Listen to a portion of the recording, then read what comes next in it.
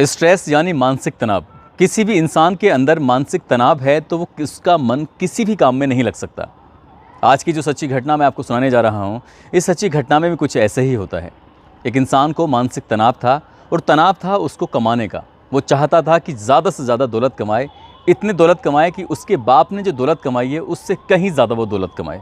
और इसीलिए उसका मन हमेशा काम में लगा रहता था और घर में मन नहीं लगता था। नई नवेली दुल्हन थी, जितना वक्त उसको देना चाहिए था अपनी पत्नी को वो उतना वक्त नहीं दे रहा था।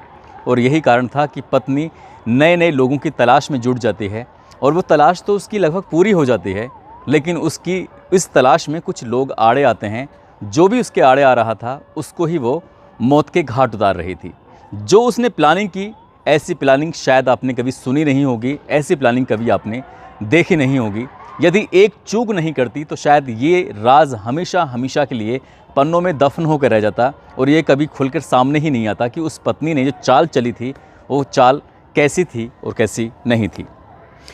आदाब, नमस्कार, सत श्री अकाल। मैं उस्मान सैफ़ी। आज की जो सच्ची घटना मैं आपको सुनाने जा रहा हूँ, ये सच्ची घटना है उत्तर प्रदेश का एक ज़िला है कानपुर, और इसी कानपुर ज़िले का एक इलाका है शिबली रोड।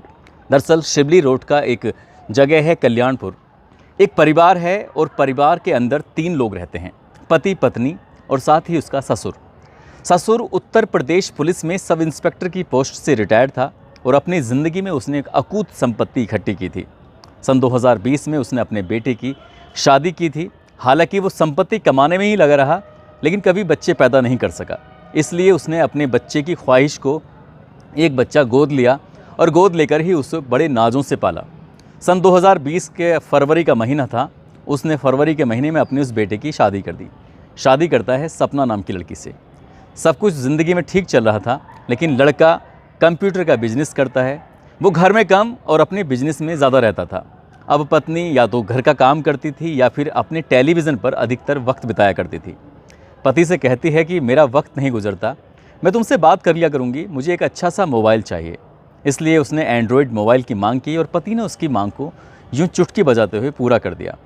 कब सोशल मीडिया के पन्ने पलटते पलटते उसके फेसबुक पर उसने अपनी एक आईडी बनाती है और फेसबुक पर आईडी बनाते हुए जब वो सर्च करती थी तो सर्च करने के दौरान उसके सामने एक ऐसा चेहरा आता है जिसको देखकर उसका चेहरा खिल जाता है। दरअसल वो चेहरा कोई और नहीं था, राजकुमार गुप्ता का होता है। राजकुमार गुप्ता उसकी क्लास का एक स्टूडेंट रहा था। उससे हल्की फुल्की दोस्ती थी, लेकिन जैसे ही उसको फ्रेंड रिक्वेस्ट भेजती है तुरंत ही फ्रेंड रिक्वेस्ट एक्सेप्ट कर ली जाती है, स्वीकार कर ली जाती है। इधर इस लड़की का, इस महिला का जो पति होता है ऋषभ, जो कि कंप्यूटर काम करता है, जब कभी कभार वो घर आता था तो साथ में उसका एक दोस्त सत्येंद्र भी आ जाया करता था। अब सत्येंद्र का भी घर आना जाना है और साथ ही ये नया जो फेसबुक पर दोस्त बना है उससे भी बातचीत होती थी। अब उससे वो अपने दिल की बातें शेयर करने लगती थी, हर तरह की बातें, कि वो कैसे यहाँ तक पहुँची, उसका पति क्या करता है, उसका ससुर क्या करता है और घर में उसे कितना वक्त मिलता है। इवन वो अब यहाँ इस फेसबुक की चैटिंग के माध्यम से अपने घर की बारीक से बारीक चीज़ें, यानी कि पति से उसके शारीरिक संबंध कब बने थे, कब नहीं बने थे, कैसे नहीं बने थे, वो लड़का भी उससे चटकारे लेकर इस तरह की बातें करने लगता था। बात हद से जब ज़्यादा बढ़ जाती है तभी एक दिन राजकुमार कहता है, यदि तुम्हें कोई ऐतराज़ ना हो तो मैं तुम्हारे घर पर आ सकता हूँ। राजकुमार की ये बात सपना को बहुत ज़्यादा पसंद आती है। सपना यानी कि इस घर की बहू, राजकुमार यानी कि फेसबुक वाला फ्रेंड। इस बात का अब किसी को नहीं पता था, क्योंकि ऋषभ जो पति होता है वो रहता है अक्सर कंप्यूटर के काम में रहता है। अब घर में उसका ससुर होता है। जब ससुर इस बात को देखता था कि घर में एक गैर मर्द का आना जाना है तो ये गलत है। कई बार ऐसा होता था कि आंगन में बैठ के बातचीत कर रहे हैं, तो कई बार ऐसा होता था कि कमरा बंद करने के बाद बातचीत कर रहे हैं। एक दिन ससुर की नज़र पड़ जाती है और जब जैसे ही ससुर झांक कर देखता है तो वो अपने उस दोस्त के साथ, उस प्रेमी के साथ, जिससे अभी हाल ही में फेसबुक पर दोस्ती हुई है, उसके साथ शारीरिक संबंध बना रही थी। जब शारीरिक संबंध बना रही थी, ससुर ने ये बात देखकर ससुर को कहीं ना कहीं गुस्सा आता है। ससुर अपनी बहू को समझाता है कि बेटा, ये जो तुम कर रही हो ये बिल्कुल गलत बात है। यदि तुम्हारे पति ऋषभ को पता चल गया तो शायद तुम्हारी ज़िंदगी हमेशा के लिए बर्बाद हो जाएगी। ये घर अच्छा खासा है, टूट जाएगा। वो कहती है कि पापा, जो गलती हुई है उसके लिए मैं माफ़ी चाहूँगी। और उसने किसी तरह का बहाना बनाया और अपने दोस्त से चैटिंग के माध्यम से उसने कहा कि ये जो हमारे बीच में हुआ है ये कहीं ना कहीं मेरे ससुर को पता चल गई है। यदि ससुर को ये बात पता चल गई, उसने पति को बताई, तो शायद मेरा इस घर में रहना दूभर हो जाएगा, परेशानी हो जाएगी। इसलिए कोई ना कोई ऐसा रास्ता सुझाओ कि कुछ किया जाए।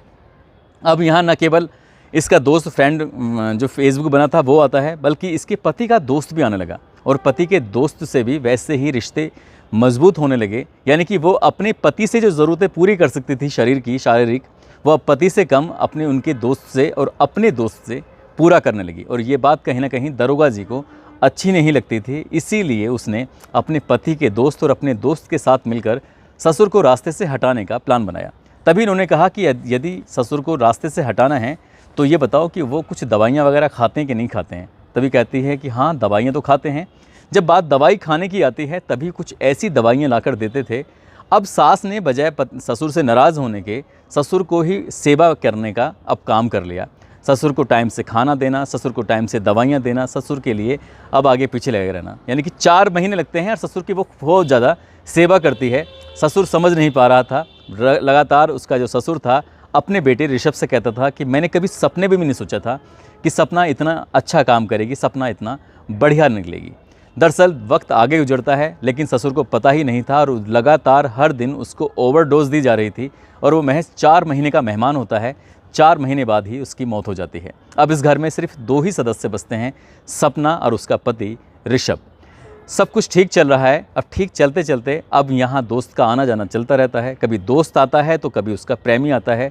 अब ना कोई रोक थी ना कोई टोक थी, सब कुछ ठीक था। तभी एक दिन उसका प्रेमी कहता है कि तुम्हारे ससुर ने इतनी सारी अकूत संपत्ति इकट्ठी की है और तुम्हारा जो पति है वो भी इतने सारे पैसे कमाता है, क्या करोगे तुम इतने पैसों का?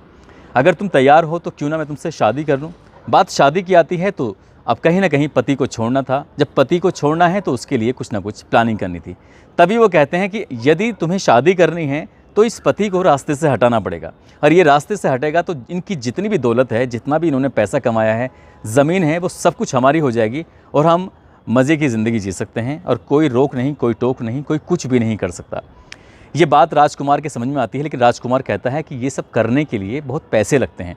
मैं तुम्हारे पति को नहीं मार सकता, लेकिन तुम्हारे पति को मारने के लिए कुछ पैसों की ज़रूरत पड़ेगी, और ताकि जिससे मैं किराए के भाड़े के गुंडे ले सकूं और उनको मरवा सकूं। अब यहाँ से सपना 3 लाख रुपए का इंतज़ाम करती है और अपने प्रेमी को देती है। कहती है कि जितनी जल्दी हो सके उसको निपटाओ। तभी वो पूछता है कि ये कब बाहर जाता है और उसी हिसाब से प्लानिंग करते हैं। प्लानिंग की दिन आता है 27 नवंबर 2022 की रात, जब वो एक शादी समारोह में गया था। तभी उसने कहा कि वो शादी समारोह में जाएगा, फला मंडप में शादी है और वो यहाँ जाने के लिए स्कूटर का इस्तेमाल करेगा। ज़्यादा दूर नहीं था, तभी उसका प्रेमी और उसके पति का दोस्त, ये दोनों मिलकर पहले से वहाँ पहुँच जाते हैं। और जैसे ही वो अपने उस मंडप से दावत पानी जो भी कुछ खा पी के निकल रहा था, अपना स्कूटर ले जाने के लिए स्टार्ट करता है, तो पता चलता है कि स्कूटर के अंदर पहले से ही पंचर हुआ था। अब वो इसको खींच कर ले जाने की कोशिश कर रहा था, अचानक ही उस पर हमला हो जाता है। एक धारदार हथियार से जब उसको बहुत तेज़ मारा जाता है ऋषभ को, तो ऋषभ गिर जाता है लेकिन चीखने लगता है। जैसे ही वो चीखता है तो उसकी चीखने की आवाज़ें कहीं ना कहीं दूर तक फैलती हैं और ये लोग डर जाते हैं और वहाँ से भाग जाते हैं। ऋषभ जिंदा था, मरा नहीं था, उतनी चोट नहीं लगी थी जितना वो मारना चाहते थे। और ये बात जब आसपास के लोगों को पता चलती है, तुरंत ही इसको हॉस्पिटल लेके जाया जाता है।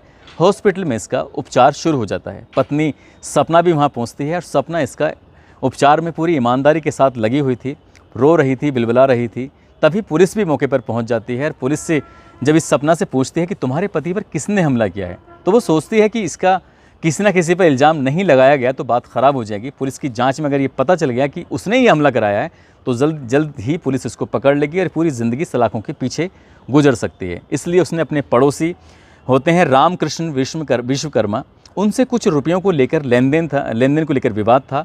उसी विवाद के चलते उसने अपने पड़ोसी का नाम लिखवा दिया और पड़ोसी पर धारा 307 के तहत मुकदमा दर्ज कर लिया जाता है।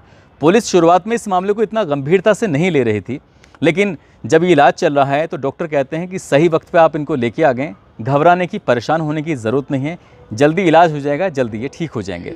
महज 5 या 6 दिन का समय लगता है और वो बिल्कुल ठीक हो जाता है। हॉस्पिटल से डिस्चार्ज कर दिया जाता है।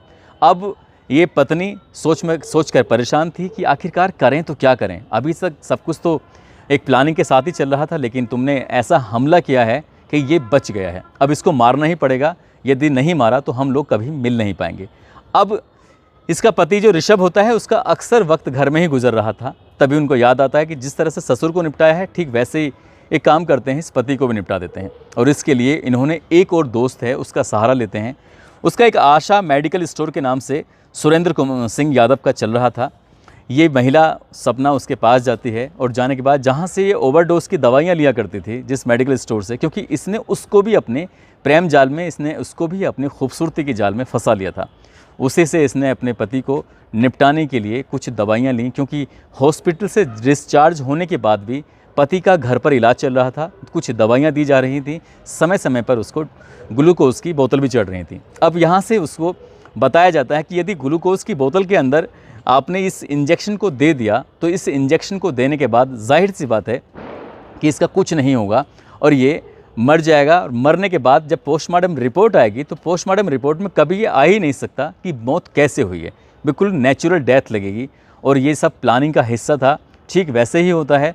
और उसने 3 दिसंबर 2022 को जब उसको बोतल चढ़ रही थी ग्लूकोज़ की, तभी उस बोतल के अंदर कुछ ऐसी उसने इंजेक्शन दिया जिसको लगते ही वो तड़पने लगता है। तभी वो अपने प्रेमी को फ़ोन करती है, राजकुमार से कहती है कि जो दवाई बताई थी वो सही से काम कर रही है, अब करना क्या है। तब वीडियो कॉल कहता है कि वीडियो कॉल करो और मैं देखना चाहता हूँ। जब वीडियो कॉल करता है तो कहता है कि आधे घंटे में इस इंजेक्शन का असर शुरू हो जाएगा, कुछ तड़पेगा, परेशान होगा।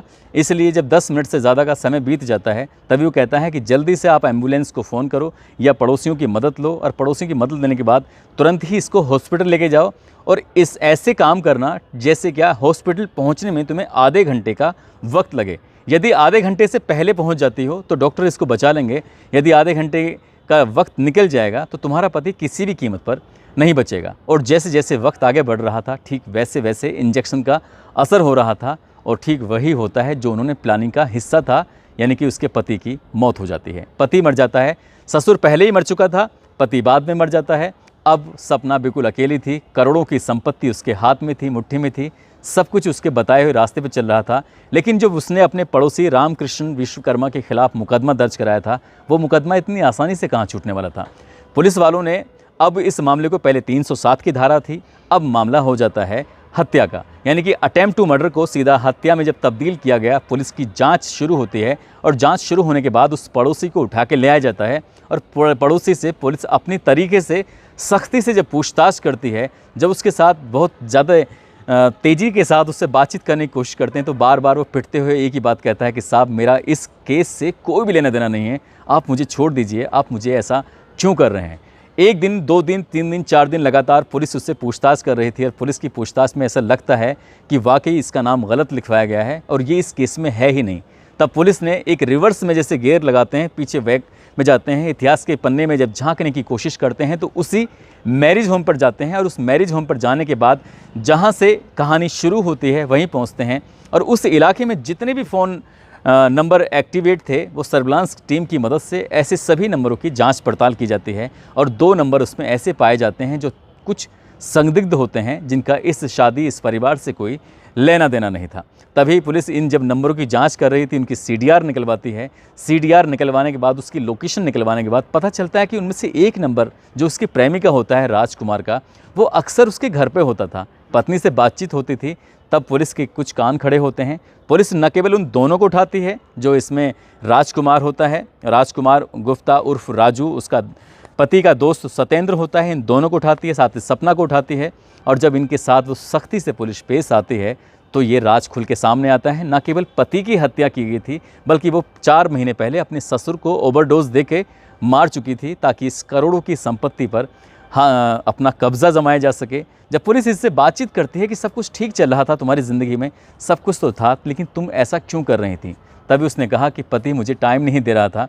मैं चाहती थी कि मेरा पति रात को सीने पर अपने मेरा सर रखे और सो जाए। मैं चाहती थी कि पति मुझे अलग अलग देश के हिस्सों में घुमाए। मैं चाहती थी कि पति मेरी बहुत सारी सेवा करे। मैं चाहती थी कि पति जितना प्यार कर सकता है उतना प्यार करे। वो सिर्फ पैसे कमाने में था, ना प्यार करता था, ना कहीं घुमाता था, ना ही कुछ बातें करता था। जब देखो अपनी कमाई के चक्कर में लगा रहता था। इसीलिए उसने सोचा जब करोड़ों की संपत्ति है तो इसे खर्च करने वाला भी तो कुछ होना चाहिए। इसलिए अपने उसने कॉलेज के पुराने दोस्त से फेसबुक पर दोस्ती की और दोस्ती करने के बाद उसने इस घटनाक्रम को अंजाम दिया। न केवल अपने दोस्त से दोस्ती की बल्कि पति के दोस्त से भी दोस्ती की और साथ ही जिस मेडिकल स्टोर से वो दवाइयाँ लेके आया करती थी ओवरडोज की, उससे भी दोस्ती की, उससे भी अपनी खूबसूरती के जाल में फंसा लिया। फ़िलहाल पुलिस ने अभी हाल ही में यानी कि 9 दिसंबर 2022 को इस घटनाक्रम का खुलासा करते हुए इस पत्नी सपना के जो मंसूबे थे उसे बताया, तो लोग सुनकर हैरान थे, परेशान थे कि कोई पत्नी